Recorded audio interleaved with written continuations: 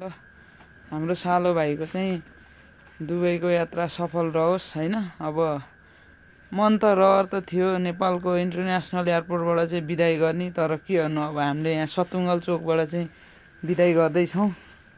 अब गाडी हुँदै इन्डिया हुँदै चाहिँ दुबई जाँदैछ, उसको यात्रा सफल रहोस्। के गर्नु, देश उखान टुक्काले चले पनि हाम्रो घरबार चल्न चाहिँ पैसै चाहिँदछ हैन।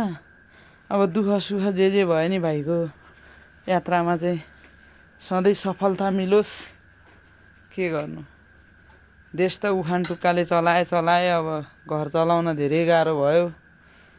त्यही भएर अहिले यो रातको समयमा पानी परिरहेछ, कत्तिको बाटोहरू जति अवरोध आए पनि उसको लाइफमा चाहिँ एकदम सफल मिलोस्।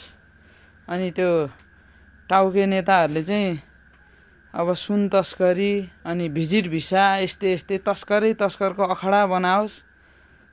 अब त्यही भन्न चाहन्छु। अब के भन्नु, नेपाल सरकारलाई त के भन्नु, अब शुभकामना।